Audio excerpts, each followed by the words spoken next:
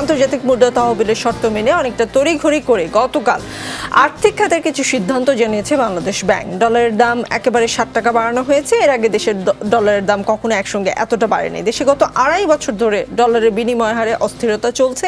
এই 2.5 বছরের ডলারের বিপরীতে টাকার অবমূল্যায়ন বা লাভ দেওয়ার হার 36%। বিশেষজ্ঞরা বলছেন, আনুষ্ঠানিকভাবে টাকার বড় ধরনের অবমূল্যায়নের প্রভাবে দেশের বিরাজমান মূল্যস্ফীতি আরও উস্কে উঠতে পারে। ডলারের এমন দাম নির্ধারণ করে আরও চাপ তৈরি হতে পারে বিদ্যুৎ ও জ্বালানির দামের উপর, কারণ ব্যবসায়ীরা পণ্য আমদানিতে অতিরিক্ত দরে ডলার কিনলেও বিদ্যুৎ ও জ্বালানির মতো পণ্য আমদানিতে এতদিন 110 টাকা দামে ডলার দিত বাংলাদেশ ব্যাংক।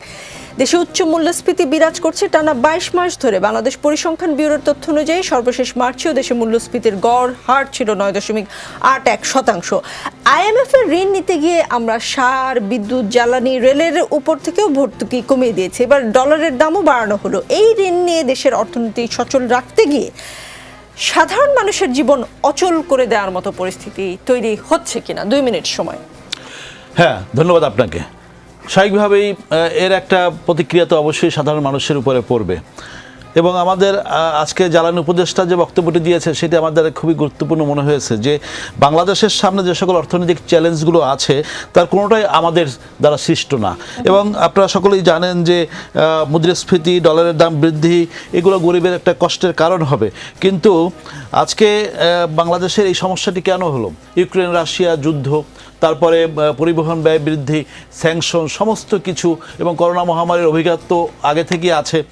এই সকল কারণেই কিন্তু সমস্যাটি তৈরি হয়েছে। এখন যেটা হয়েছে যে যুদ্ধবিগ্রহ তো আমরা তৈরি করি নাই, যুদ্ধবিগ্রহের কারণেই তো আজকে সমস্যাটা তৈরি হয়েছে।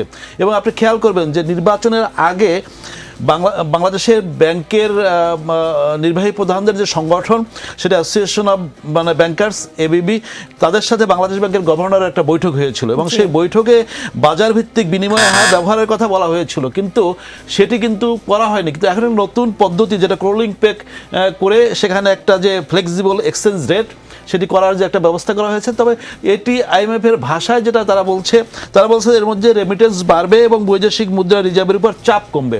যাই হোক, আমরা আমাদের বাংলাদেশের সব কিছুই তো তাদের উপর নির্ভর করে আমরা করবো না। মাননীয় প্রধানমন্ত্রী তিনি কিন্তু গত কয়েকদিন মিটিংয়েও বলেছেন যে আমাদের সামনে অনেকগুলো চ্যালেঞ্জ আছে, সেই চ্যালেঞ্জগুলো সামনে রেখে আমাদের সজাগ থাকতে হবে। সুতরাং আমরা মনে করি যে অর্থনীতির এই যে সামগ্রিক যে বিষয়গুলো, এগুলোকে আমাদের আমলে নিয়ে আমাদের উৎপাদন বাড়াতে হবে, এবং উৎপাদন বাড়িয়ে আমাদের দেশের বৈদেশিক মুদ্রার উপরে যে চাপ সেটি কমাতে হবে।